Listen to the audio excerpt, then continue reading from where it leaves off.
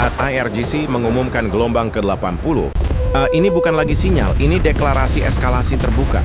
Iran tidak hanya menghantam titik-titik strategis Israel di utara dan tengah, tetapi juga mulai menyeret pangkalan-pangkalan Amerika ke dalam medan serangan langsung. Safed, Tel Aviv, hingga basis militer AS di Kuwait, Yordania, dan Bahrain disebut ikut dihantam. Di saat yang sama, Trump justru berbicara soal kesepakatan damai. Dan namun Iran membalas dengan penghinaan keras, menyebutnya sebagai upaya menutupi kekalahan. Jika arah ini terus berlanjut, pertanyaannya bukan lagi apakah perang akan meluas, tetapi seberapa jauh kawasan ini mampu menahan ledakan berikutnya. Gelombang ke-80 yang diumumkan Garda Revolusioner Islam atau IRGC menandai fase baru yang jauh lebih berbahaya dalam konflik kawasan. Iran tidak lagi mengirim sinyal samar, melainkan pesan terbuka bahwa perang ini telah naik ke tingkat yang lebih luas, lebih keras, dan lebih langsung menyentuh Israel maupun Amerika Serikat.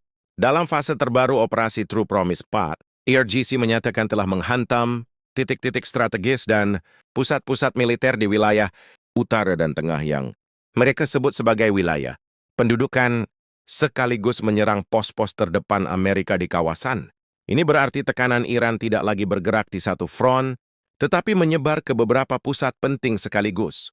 Dalam pernyataan resminya, IRGC menjelaskan bahwa gelombang ini diluncurkan oleh pasukan Dirgantara, Korps untuk mendukung serangan-serangan Hizbullah Lebanon dan Swayed Band Peblat terhadap warga Lebanon Selatan yang mereka nilai paling menanggung beban agresi Israel. Dengan narasi itu, Iran membingkai operasinya bukan sebagai perang sempit untuk kepentingan nasional semata, melainkan sebagai bagian dari front perlawanan regional yang menghubungkan Iran, Lebanon, dan Palestina dalam satu garis konfrontasi. Setiap rudal yang diluncurkan ke Israel juga diposisikan sebagai pesan politik bahwa Teheran berdiri di belakang poros perlawanan yang lebih luas. IRGC menyebut bahwa titik-titik strategis dan pusat militer di wilayah utara dihancurkan oleh serangan rudal berat dan berkelanjutan. Salah satu target yang paling disorot adalah Komando Militer Israel di Safed. Ini penting karena Safed bukan target sembarangan.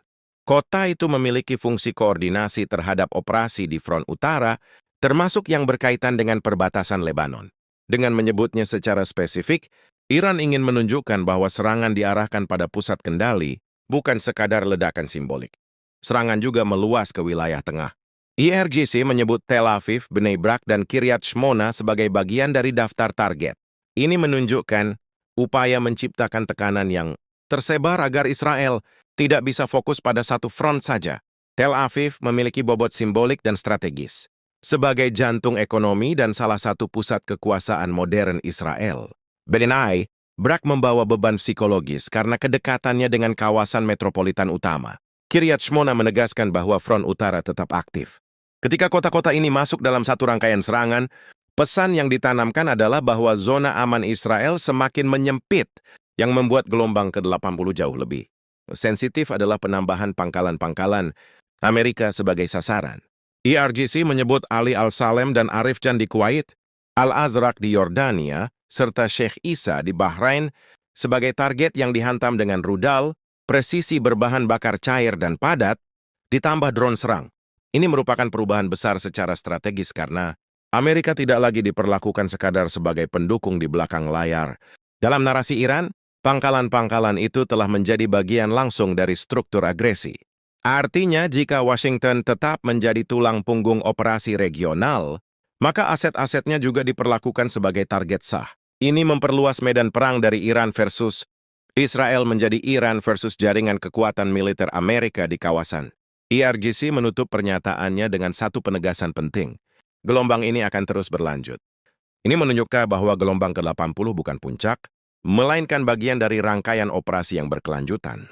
Iran ingin membangun persepsi bahwa mereka tidak kehabisan tenaga dan tidak melakukan serangan simbolik semata, tetapi memiliki kesinambungan dan kesiapan untuk memperpanjang tekanan hingga lawan dipaksa menghitung ulang biaya perang. Dalam pernyataan lain, IRGC juga mengecam Israel karena dianggap telah melampaui batas dalam agresinya di Gaza dan Lebanon. Iran menuduh Israel memanfaatkan fokus dunia pada konfrontasi dengan Teheran untuk melanjutkan serangan terhadap warga sipil. Tuduhan ini menjadi dasar legitimasi moral bagi setiap operasi balasan. Dengan membawa isu Gaza dan Lebanon, Iran memperluas pembenaran politiknya bukan sekadar sebagai konflik antar negara, tetapi sebagai respons terhadap pelanggaran kemanusiaan yang dinilai tidak bisa dibiarkan. Karena itu, IRGC memperingatkan bahwa jika serangan terhadap warga sipil terus berlanjut, maka respons akan meningkat. Mereka menegaskan bahwa titik-titik berkumpul pasukan di utara wilayah Palestina yang diduduki dan di Gaza akan menjadi sasaran serangan besar-besaran tanpa pengecualian. Bahasa ini menunjukkan bahwa Iran sedang memainkan perang kemauan menciptakan kesan bahwa eskalasi tidak akan berhenti dengan sendirinya. Situasi semakin kompleks ketika Donald Trump mulai berbicara tentang kemungkinan kesepakatan. Laporan menyebut Washington mengirim proposal perdamaian 15 poin melalui perantara Pakistan. Trump kemudian menggambarkan Iran sebagai pihak yang ingin membuat kesepakatan, bahkan mengesankan bahwa Amerika menahan diri demi memberi ruang diplomasi. Namun dari pihak Iran, narasi itu justru ditolak keras.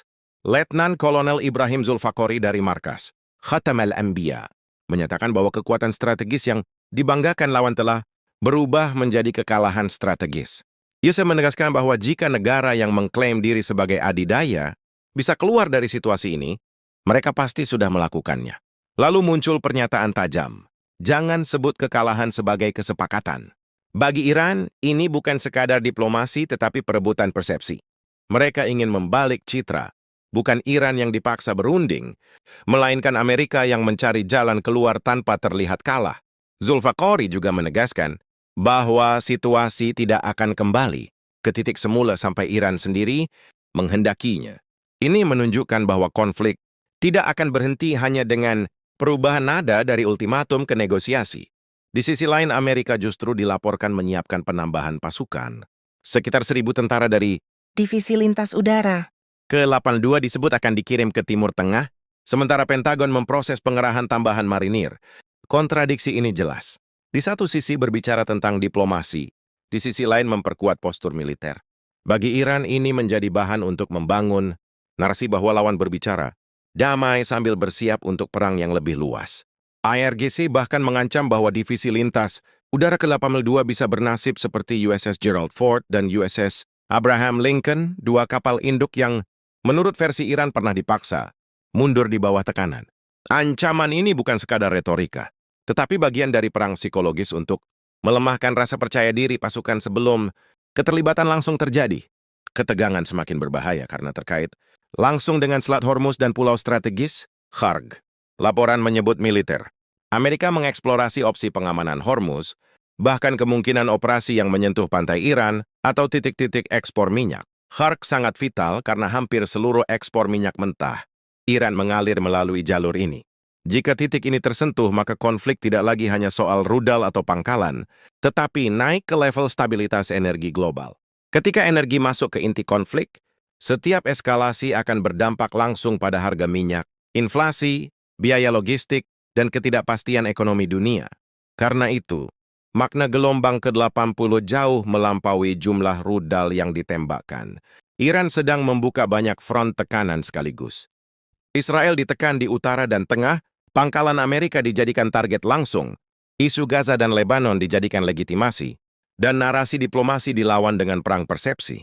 Pada saat yang sama, tambahan pasukan Amerika justru meningkatkan risiko eskalasi. Semua ini menunjukkan satu hal. Kawasan tidak bergerak menuju pendinginan, tetapi menuju fase yang semakin sulit dikendalikan di mana diplomasi dan persiapan. Militer berjalan bersamaan dan saling mendorong ke arah benturan yang lebih luas. Pada akhirnya, gelombang ke-80 harus dibaca sebagai tanda bahwa konflik ini belum mencapai puncaknya. Iran ingin menunjukkan bahwa mereka masih memiliki kapasitas untuk memperluas tekanan, memanjangkan konflik, dan memaksa lawan membayar harga yang terus meningkat.